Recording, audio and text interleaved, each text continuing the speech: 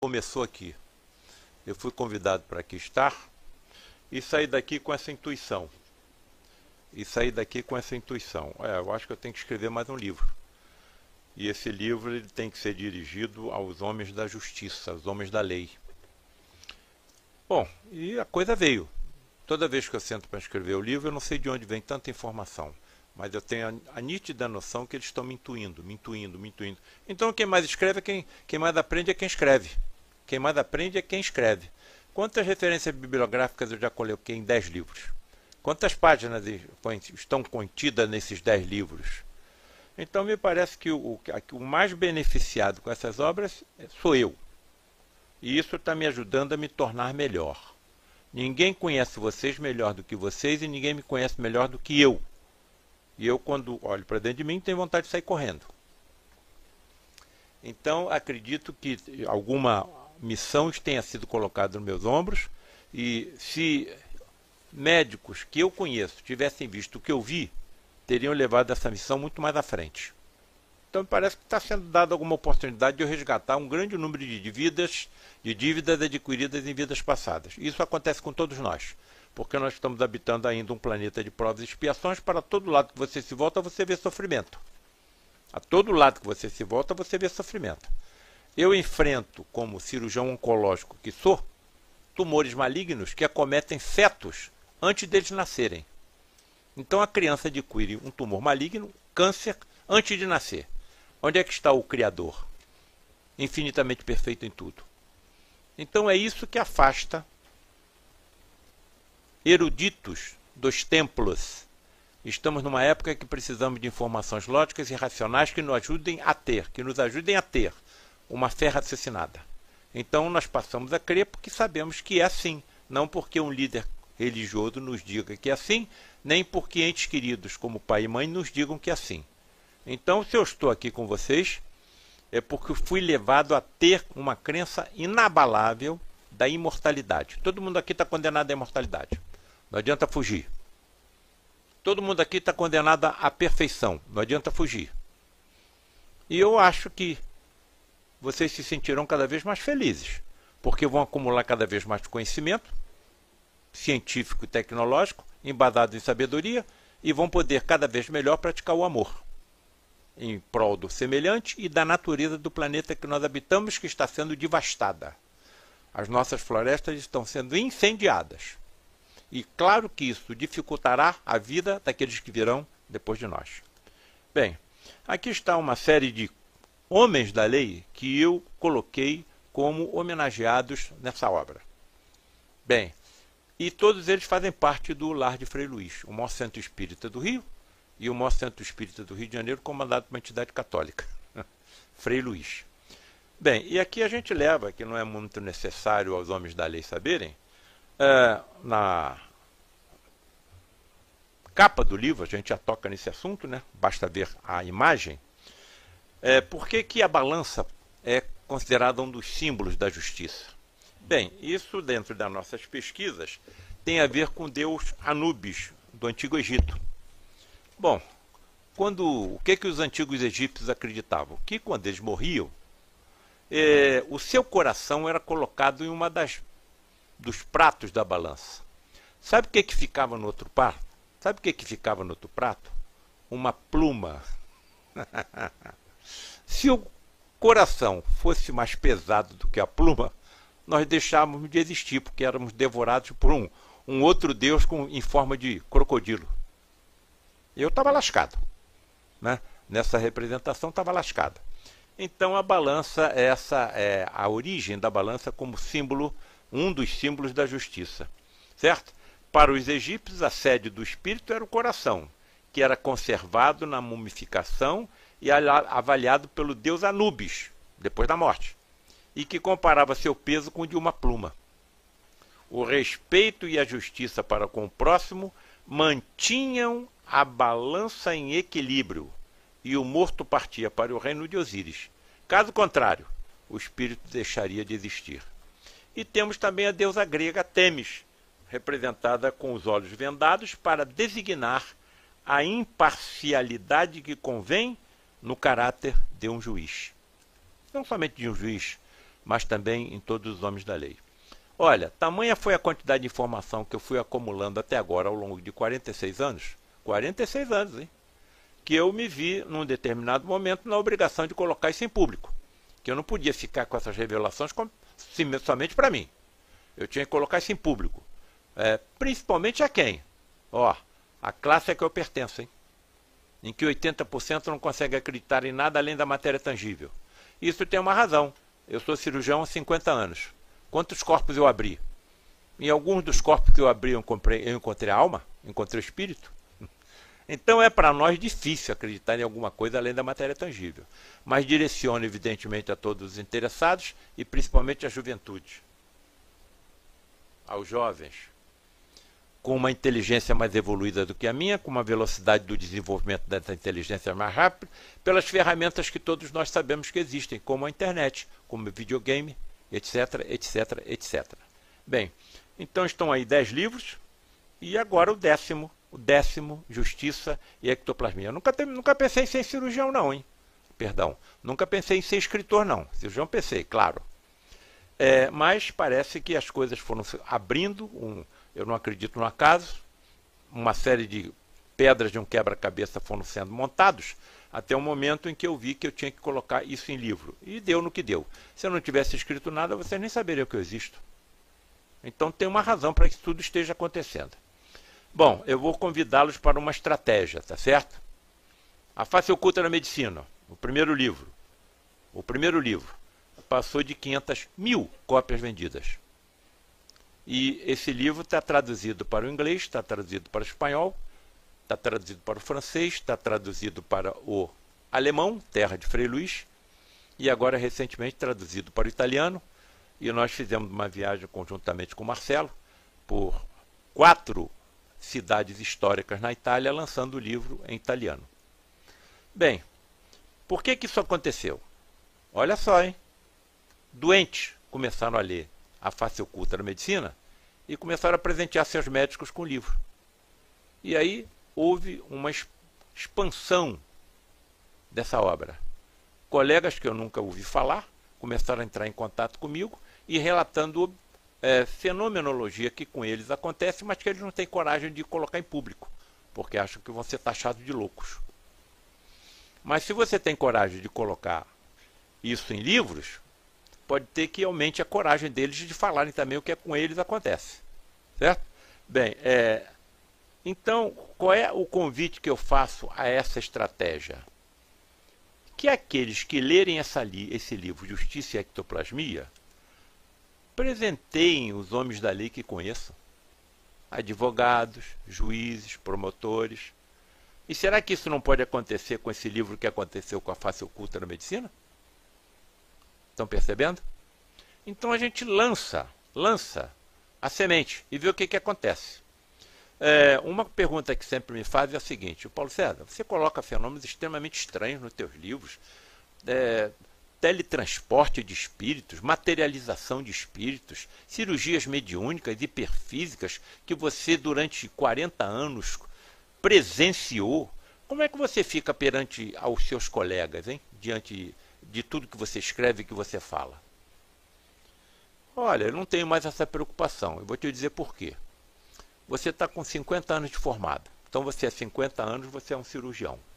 Se você fosse um alucinado, você não podia ser cirurgião.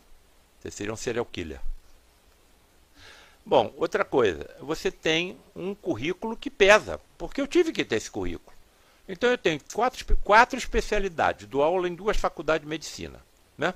Tenho o título de membro emérito do Colégio Brasileiro de Cirurgiões, membro da Academia Brasileira de Médicos e Escritores, título de mestrado em cirurgia gastroenterológica, aperfeiçoamento da cirurgia do câncer no Centro Leon Berard de Cancerologia em Lyon. Aí o que acontece? Eles sabem do que isso desse meu currículo, e aí pensam o seguinte: deixa eu ver melhor o que esse camarada escreve, o que ele fala. E aí desperta a curiosidade científica, que é o denominador comum do médico. A curiosidade científica. E aí eu coloco com evidências científicas inabaláveis de que nenhum médico está sozinho, nem os que não acreditam nisso. Porque a vida não está no casulo, a vida está na borboleta. E nós só sabemos tratar do casulo. Então quem é que está tratando a borboleta? Colega que nos acompanha, cujos corpos são constituídos pelos mesmos elementos que os nossos, porém com átomos em plano de vibração mais elevado.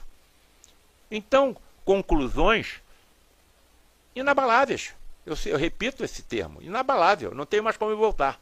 40 anos conversando com médicos que já morreram, teletransportados e materializados. Se alguém está escutando isso aqui pela primeira vez, se tivesse um espírito materializado aqui, todo mundo estava vendo.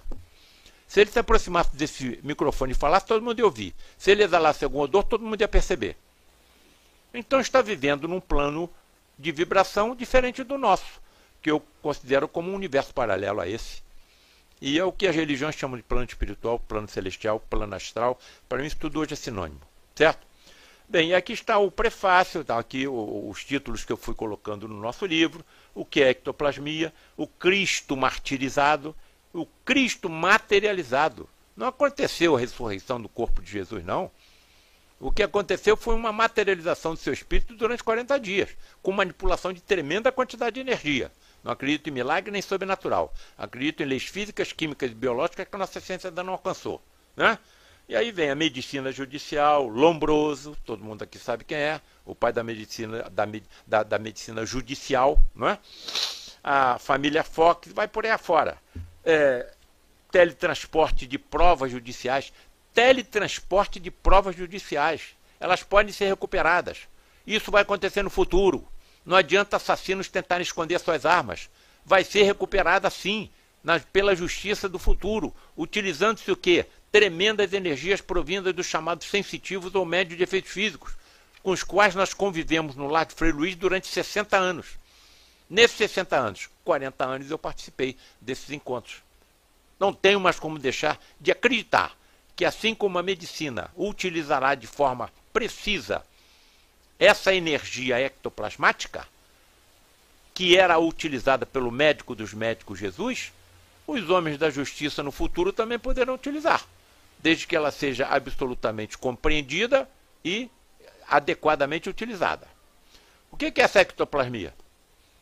Termo usado no espiritualismo para definir a exteriorização da energia extrafísica que está presente em todo ser vivo. Não é só nesses médios, não. Está presente em nós, está presente nos animais, está presente nos vegetais. A nossa ciência ainda não alcançou? Qual é o problema? A ciência não só sabe o que acontece em 4% do universo.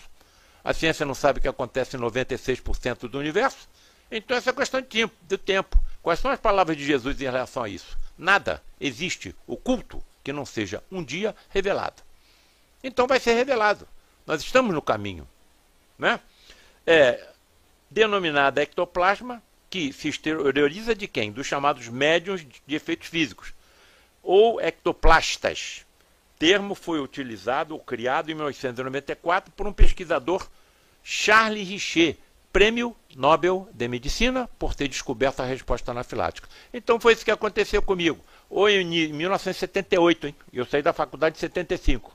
Opa, vamos chamar de maluco. Deixa eu me virar aqui para a esquerda e nada disso está acontecendo na minha vida.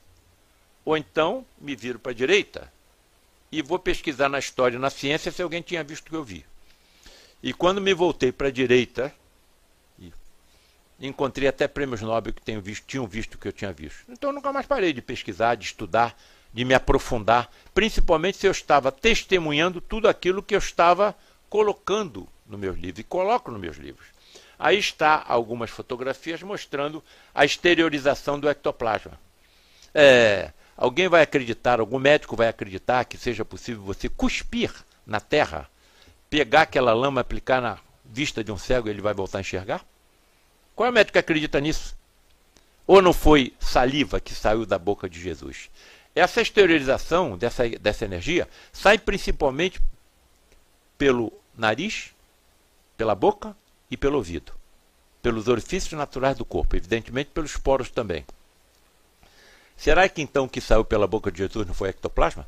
E se eu tivesse conhecimento científico que me permitisse teletransportar células do corpo extrafísico de um cego para o seu olho? Eu ia curar esse cego. Agora, preciso de conhecimento científico profundo. E se ele não tivesse esse conhecimento científico, ele não poderia fazer o que fez. Ninguém pode curar um cego sem conhecer a estrutura do globo ocular. Ninguém pode fazer um paralítico andar sem conhecer a estrutura muscular, óssea e nervosa do corpo humano.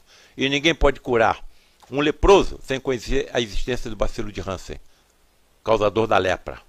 Então, aí está a razão científica de tudo que eu coloco nos meus livros. E que tudo que os grandes pesquisadores que pesquisaram tal fenômeno colocam. Certo? Bem, fenômenos já constatados pela energia ectoplasmática. Tipologia, sabe o que é isso? Um ruído que nem sabe aonde vem.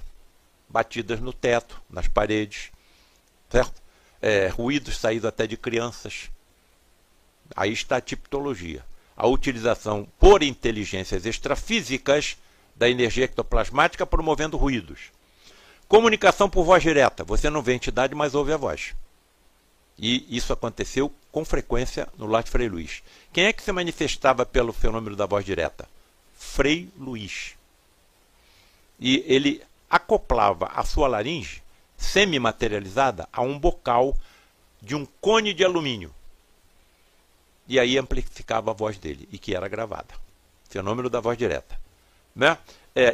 Esse fenômeno da voz direta, inclusive, pode também ser acoplado a um outro fenômeno, da xenoglossia, em que a entidade se manifesta em línguas desconhecidas do médium. E isso, ao longo da história, aconteceu até com línguas mortas, como aramaico antigo e latim. Claro, então, que não é o médium que está falando, porque o idioma não é conhecido por ele. Movimento de objetos, teletransporte de objetos e até de seres vivos, inclusive animais. Crianças. Já imaginaram crianças que já morreram se materializando como aconteceu no lar de Frei Luís? E se isso acontecesse perante seus pais, seus avós? Materialização parcial ou completa de espíritos. De acordo com a psicosfera adequada ou não, o fenômeno pode permitir a materialização completa da entidade exatamente como ela era na última encarnação ou parcialmente. Dois principais motivos são utilizados pelas energias de inteligências que nos acompanham na nossa evolução como família universal para que tal fenomenologia aconteça. Primeiro, atendimento de pacientes graves, porque quem mais se materializam são médicos que já desencarnaram. E utilizando uma medicina ultra evoluída em relação a que conhecemos. Segundo, lampejos, relâmpagos do que será a medicina mediúnica do futuro, título de um dos nossos livros. Título de um dos nossos livros. Bem, aqui está uma dessas médiuns, né? Eusápia Paladino.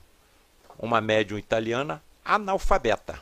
E através dela toda essa fenomenologia acontecia.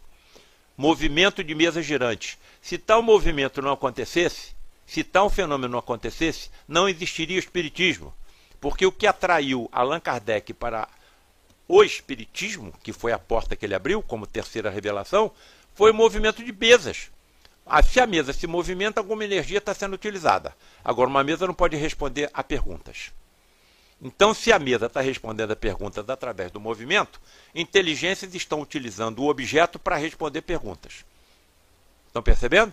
Então, foi isso que abriu a porta ao espiritismo. Então, se isso não tivesse acontecido, não haveria espiritismo. Estão reconhecendo esse médium aí? Francisco Cândido Xavier. Estamos vendo aqui 2 ectoplastas em transe. Olha o ectoplasma saindo pela boca, pelo nariz, pelo ouvido. Não é? Aconselho aqueles que estão atraídos pelo celular que aproveitem a oportunidade. Hein? Que tem colegas médicos percorrendo as filas, já cuidando de doenças que nem desconfiamos que possuímos. Então vamos aproveitar esse encontro aqui, que ele está sendo muito importante na nossa atual encarnação. E podemos utilizar o que está sendo dito e transmitir a entes queridos, a conhecidos, que podem estar passando por terríveis sofrimentos. E pelas informações nós podemos ajudá-lo a tê-los mais compreensão pelo que estão passando. Bem, estão percebendo que através desse médium, ao lado de Francisco Cândido Xavier, uma entidade feminina está se materializando através de um médium masculino. O contrário também acontece. Materialização de entidades masculinas através de médiuns femininos. Bem, Aí está entidades materializadas e fotografadas no lar de Frei Luís. Tanto estão materializadas que estão impressionando uma chapa fotográfica. E a fisionomia das entidades são diferentes das dos médiuns. Então são duas entidades diferentes. O médium tem uma feição e a entidade materializada tem outra. Então, até onde eu percebo, foi isso que aconteceu com Jesus.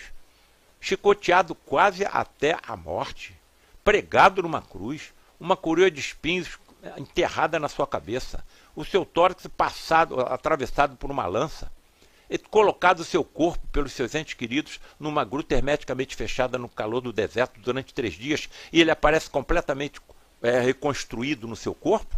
Qual médico que vai acreditar nisso? Estão percebendo o que afasta as classes eruditas dos tempos? A falta de explicações lógicas e racionais.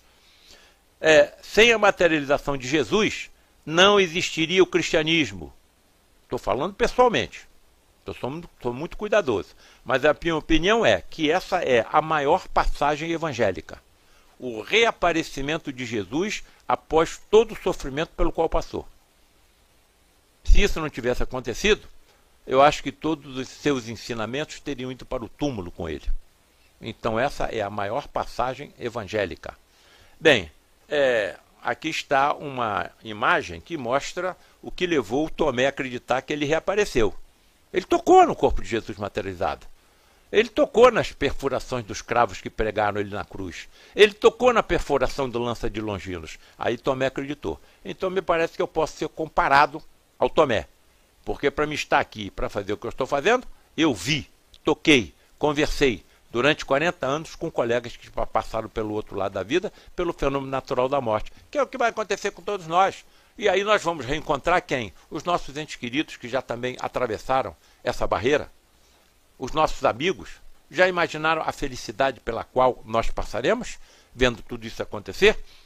Como é possível que o maior perseguidor dos cristãos se transforme no maior símbolo do cristianismo, só ultrapassado pelo do próprio Jesus? O que levou ele a essa mudança extraordinária de 180 graus? Ele viu Jesus materializado. Tamanha foi a luminescência da entidade materializada à sua frente, que ele ficou cego. E depois a sua visão foi recuperada evidentemente, passos magnéticos transmitidos por um médium chamado Ananias. Então ele viu Jesus materializado. Ele viu Jesus materializado.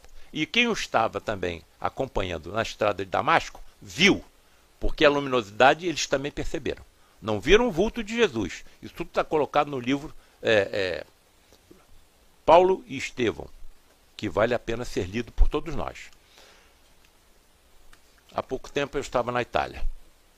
Fomos a Assis, fomos a Roma, fomos a Nápoles, terra dos meus avós, e fomos a Calábria. Estava nos acompanhando, né? Bem, fotografia nossa aí no Coliseu. Vamos recuar 2000 anos? Vamos comigo, vamos recuar 2000 anos. Vem cá, Paulo César. Vamos dar 2000 anos, tá? Tu foi preso, tá bem? Tá preso, tá? Por que eu estou preso? Você está se considerando um cristão. Você é cristão? Sou. E por que você se tornou cristão? Olha, eu escutei a palavra de uns pregadores, Paulo, Pedro, e eles me influenciaram profundamente. E eu me tornei um cristão. Mesmo sabendo que o cristianismo é proibido no Império Romano, me tornei. Escuta aqui, tu vai continuar sendo cristão? Vou. Muito bem. Você sabe o que nós vamos fazer com você? Nós vamos te lambuzar com sangue de ovelha. E vamos te colocar nessa arena aí. E sabe quem é que está te esperando nessa arena? Leões famintos. E a tua família também vai. Bom, mas a minha família não é cristã. Mas você está influenciando os seus familiares a se tornarem cristãos também. Então nós vamos impedir que eles se tornem. Vai todo mundo para a arena. Bom, então eu vou fazer o seguinte. Eu não quero mais ser cristão.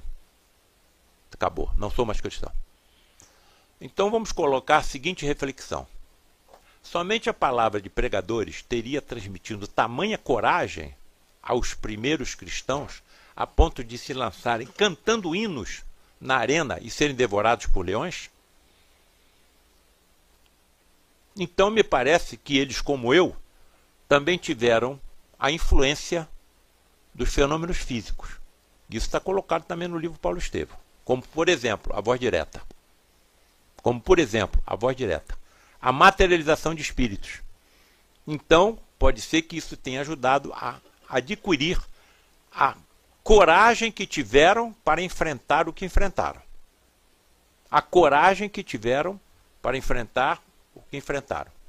As minhas palestras eu costumo dizer o seguinte: essas verdades trazidas pelo Consolador Prometido, pela terceira revelação, é só questão de tempo, vai permear o mundo todo. O que acontecerá quando esses pioneiros, por exemplo, levarem essas verdades aos países islâmicos, onde elas são consideradas seres inferiores?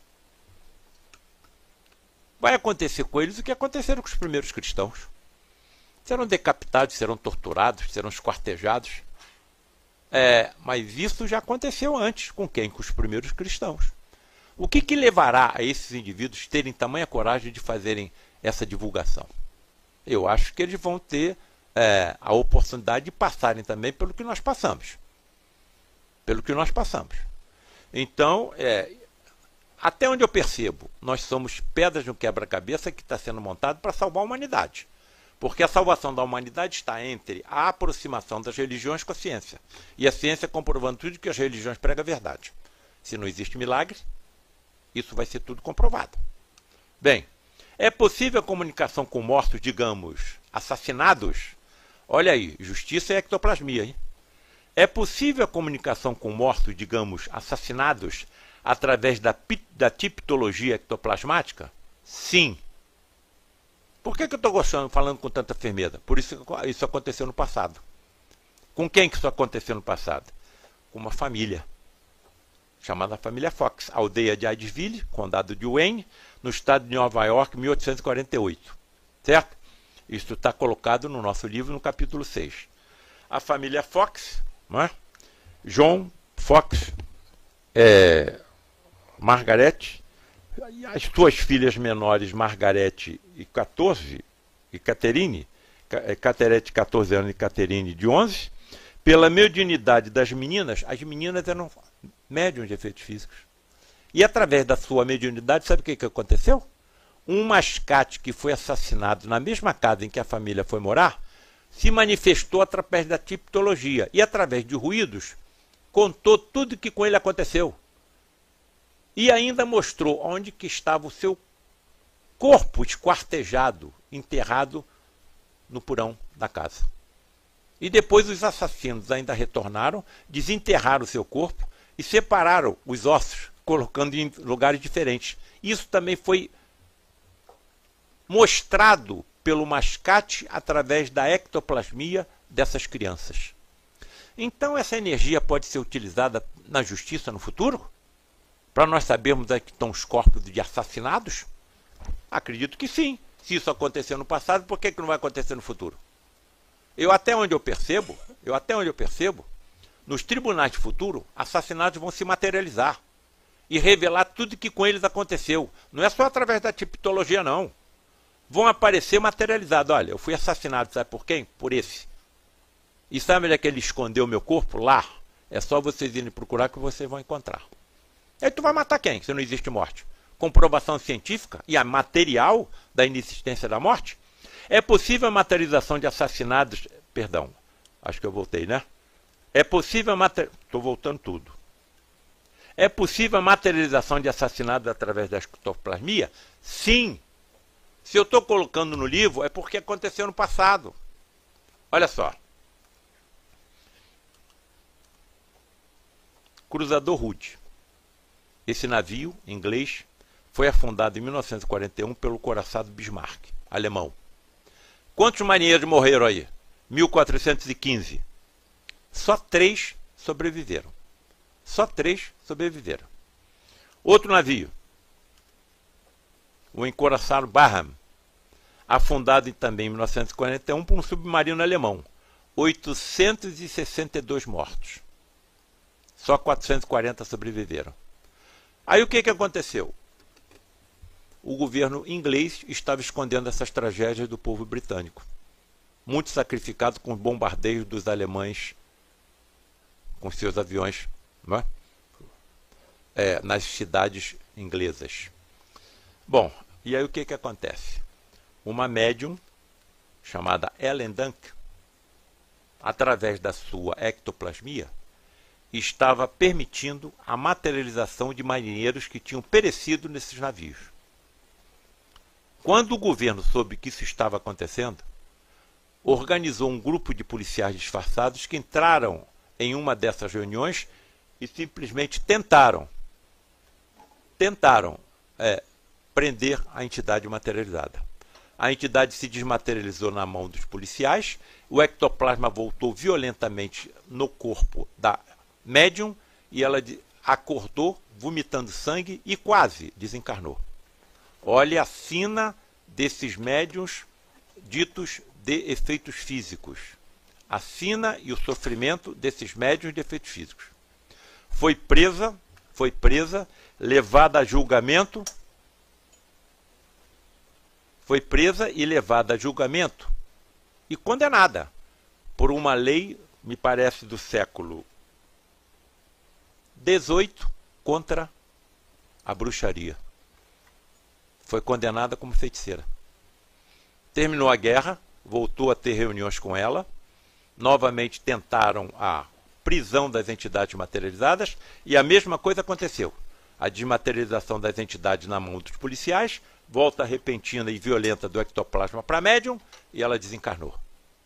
Olha a sina desses médiums, homens e mulheres ditos de efeitos físicos.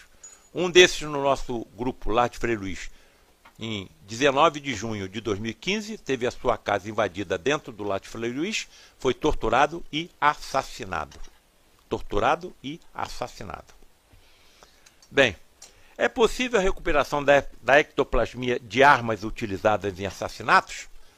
Sim, é possível sim. Isso também aconteceu no Lar de Frei Luís.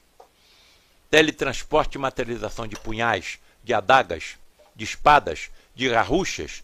Isso para um colecionador de armas seria um tesouro. Teletransporte e materialização de armas antigas, como eram, exatamente como eram? Garruchas. Até isso aconteceu no Lar de Frei Luís. Isso então não vai poder acontecer nos tribunais do futuro? Estão reconhecendo quem que está aí, não é? Estão reconhecendo. Até hoje, as armas que foram utilizadas não foram recuperadas. Foram lançadas na Baía de Guanabara. Será que nos tribunais de futuro, diante do que eu vi acontecer no Lar de Frei Luís, essas armas também não serão recuperadas? Estão percebendo o que está sendo colocado nesse livro? Justiça e ectoplasmia? Como essa fenomenologia será aproveitada pela justiça do futuro? A lei utilizará poderosos médiuns, dotados de ultrassentidos, e saberão manipular sob forma controlada as imensas energias extrafísicas, como as ectoplasmáticas, e que todos possuímos. Bem, quais as principais evidências empíricas para que a sobrevivência da consciência após a morte do corpo físico? O que é que nós sabemos como empirismo? Quer dizer, sabemos que acontece, mas não sabemos como acontece? Podem ser utilizadas para que nós possamos prever o que vai acontecer no futuro. Lembranças sugestivas de reencarnação. Experiências quase-morte. Tudo isso é pesquisado cientificamente, hein? Mediunidade. Mas nada se compara aos fenômenos de teletransporte e materialização de espíritos. Nada se compara. Bem, se não existe morte, por que a pena capital? Aqueles que decretam a sentença e aqueles que a executam não são também assassinos perante a lei divina? Vamos ver um exemplo? A incongruência da pena de morte é o título do nosso capítulo 13. Elizabeth Sennett, essa senhora foi assassinada no dia 18 de março de 1988 nos Estados Unidos. Quem contratou o assassinato? Seu marido. O que ele era? Um pastor. Logicamente foi profundamente investigado e ele caiu como suspeito. Ao se tornar suspeito, se suicidou. A pesquisa continuou e encontraram os 3 assassinos. Aí estão o nome dos 3. Eu só não consegui a fisionomia de um. Bom, o primeiro, John Forrest, foi condenado à morte e executado. Sabe como? Através de uma injeção letal de uma substância química. Billy Williams, que está sem a imagem, condenado à prisão perpétua e morreu de câncer na prisão. O terceiro, Kennedy Eugene, condenado à morte também através de uma injeção letal. Só que não conseguiram acesso venoso para injetar a substância letal. Bom, nós não estamos conseguindo injetar a substância letal na veia dele, porque ele está sem veia. O que nós vamos fazer? Bom, pensa para cima, pensa para baixo, pensa para a esquerda, pensa para a direita. Vamos fazer o seguinte, vamos colocá-lo amarrado em uma cadeira ou em um leito e vamos cobrir a sua cabeça com a máscara e vamos sufocá-lo com nitrogênio. E fizeram isso. Sabe quanto tempo demorou a sufocação? 21 minutos. Qual é a diferença desses que fizeram essa execução para aqueles que executaram ou que assassinaram aquela senhora? Tem alguma diferença? Perante a lei divina, eles serão diferentes uns dos outros? Aqueles que decretaram a pena de morte também serão diferentes? Se não existe morte, para que morte? Nós estamos desalgemando o assassino do corpo físico, mas ele vai continuar vivo. Então, será que não seria melhor mantê-los afastados da sociedade e educá-los sob o elemento material e espiritual? Me parece que é isso que vai acontecer no futuro. Quando a ciência comprovar a imortalidade, comprovar a lei de ação e reação, então aquilo que eu planto, eu posso plantar o que eu quiser. Eu tenho livre-arbítrio, mas eu vou colher de forma obrigatória. Isso comprovado pela existência, pela justiça e pela ciência, tu vai matar quem? Você vai fazer quem sofrer? Você vai executar quem? Você vai decretar a pena de morte a quem? Estão percebendo? Eu vou encher a minha roupa de bombas e vou explodir um avião? Vou lançar esse avião contra um prédio e matar milhares de pessoas? Como estarão esses corpos hoje? Esses espíritos hoje? As deformações são indescritíveis em linguagem humana viva ou morta. A lei de causa e efeito e a reencarnação, sendo comprovadas pela ciência, serão consideradas pela lei dos homens em suas decisões? Claro que serão. A ciência que está comprovando isso. Bem, já caminhando para o término da nossa apresentação. Abraham Lincoln e John Kennedy. Vou tentar ler porque tem uma luminosidade aqui em cima do vidro, aí fica difícil de eu tentar ler. O que eu coloco nesse livro? Várias, entre aspas, coincidências entre esses dois presidentes. Tá? Eu vou apresentar algumas, não vou apresentar todas as que estão no livro. Hein? Lincoln sucedeu a Johnson, nascido no Sul em 1808. Kennedy também foi sucedido por um Johnson, nascido no Sul em 1908, exatos 100 anos depois. Ambos foram segundos filhos. Ambos foram filhos de famílias britânicas que colonizaram Massachusetts. Lincoln foi eleito em 1846 para o Congresso. Kennedy em 1946, 100 anos depois. Lincoln, em 1856, como senador, foi eleito vice-presidente da República.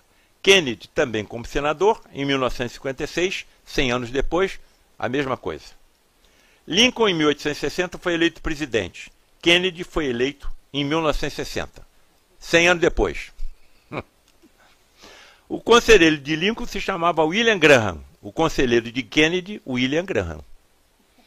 O nome de Lincoln tem 7 letras, Kennedy também. A esposa de Lincoln perdeu um filho quando estava na Casa Branca.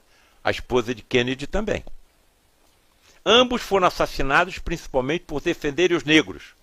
Ambos foram assassinados ao lado de suas esposas. Ambos receberam projéteis de arma de fogo na cabeça em uma sexta-feira. Lincoln foi morto no Teatro Ford e Kennedy num carro da marca Ford, modelo Lincoln.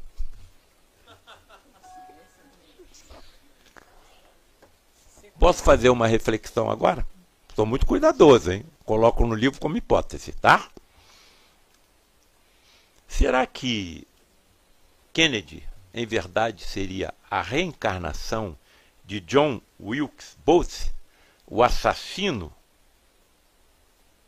de Abraham Lincoln? Isso sendo verdade, o que acontecerá com aqueles que assassinaram Kennedy nas próximas encarnações? Estão percebendo as reflexões que eu coloco na mente do leitor? Eu jogo, deixo ele refletir. Certo? As minhas convicções são inabaláveis. Então eu jogo na mente do leitor o que pode acontecer e deixo ele refletir. Bem, eu acho que agora são 3 imagens que eu considero as mais importantes desse nosso encontro de hoje. Principalmente para os homens da lei. Principalmente para os homens da lei. Olha o que aconteceu. O livro foi lançado no dia 13 de outubro. No dia 21 de outubro, eu fui levado para uma entrevista, né? Parece que agora o nome é podcast, lá no Recreio, e fui entrevistado por uma colega médica, Miriam, homeopata. E a Miriam é casada com um médium de efeitos físicos. Ela é casada com um médium de efeitos físicos. O médium de efeitos físicos já está com certa idade, 81 anos, distúrbio cardíaco, e claro que não tem mais como atuar como médium de efeitos físicos. O nome dele é Nelson Soares. Nesse estúdio, lá no Recreio, estava eu sendo entrevistado pela Miriam e afastados os técnicos, 2 ou 3, mais o seu marido. E depois que terminou a entrevista, nós sentamos e ficamos conversando sobre o que me foi perguntado, sobre o que eu respondi, sobre o que está colocado no livro. E aí o Nelson Soares fez a seguinte observação: olha, aconteceu uma coisa muito importante que eu captei pela evidência enquanto vocês estavam entrevistando Paulo. Primeira coisa que eu vou falar para vocês. O Paulo César não estava sozinho. Ele estava rodeado por 5 entidades. E foi relatando nome por nome. Ele estava rodeado por Luiz da Rocha Lima, o fundador do lar de Frei Luiz em 1947. Ele estava também ao lado de Charles Pierre, um médico austríaco de origem francesa, que através desse médium que aí está materializado, realizou uma série de tratamentos de pacientes, principalmente portadores de distúrbios da visão. Outra entidade presente, João Pedro, o líder dos médicos da falange de Frei Luiz. Estava presente também o pai de Paulo César, Eduardo Frutuoso, desencarnado em 2017. E mais um quinto, André Luiz. Muito bem. E todos muito confiantes, tranquilos em relação a tudo que estava sendo apresentado. Agora, para nós, tem outra importância. O que estava acontecendo dentro desse estúdio não estava só aqui nesse estúdio, não. Estava sendo transmitido e presenciado por uma imensa plateia, em um auditório que eu não consegui perceber os limites. Tamanha era a grandeza. Então, muito provavelmente, o que está sendo dito aqui não está sendo dito só para nós que aqui estamos. Está alcançando outras dimensões. E me parece que o mais importante vem agora. Olha, havia uma outra entidade presente. E era um homem da lei, que quando encarnado era da lei. e ele estava junto a Frei Luís e trazia com ele 10 outros homens que nas encarnações passadas também pertenceram à lei, todos com toga. E aí nós perguntamos, mas esse líder que estava ao lado de Frei Luís e comandava mais 10 outros homens da lei entogados, ele disse para você o nome? Disse. E agora para vocês, o nome que foi dito para nós, nenhum de nós ali presente conhecíamos. Evidentemente fizemos o quê? Abrimos o Google e fomos pesquisar quem era. Senhores advogados, né, bacharéis que aqui se encontram, eu tenho certeza absoluta que os senhores saberão quem é. E nenhum de nós sabíamos, hein? Anotamos o nome e colocamos no Google. Francisco Cavalcante Pontes de Miranda. Bom, o que apareceu no Google? Olha, nasceu em 1892 e morreu em 1979. Um dos maiores juristas do Brasil. Sua ampla obra, pioneira em vários setores, é caracterizada por um volume de proporções únicas na jurisprudência nacional, pouco frequente mesmo na literatura universal. Debruçou-se por todos os ramos das ciências jurídicas e escreveu um monumental tratado de direito privado com 60 volumes e mais de 30.000 páginas. É considerado o parecerista mais citado da literatura jurídica brasileira, responsável por introduzir inúmeros métodos de concepções novas em diversos ramos dessa ciência. Tornou-se membro da Academia Brasileira de Letras em 1979, pouco antes de seu falecimento, aos 87 anos de idade. Bom, me parece que isso vem reforçar que isso está dentro de uma programação. Não é por acaso que esse livro está sendo editado, que foi escrito da forma que foi escrito, e que está sendo direcionado principalmente aos homens da lei. Esse livro está aqui em algum ponto da mesa? Tem algum livro aí na ponta da mesa? Pode me emprestar aqui? Coisa bem rápida. Que é a principal intenção nossa.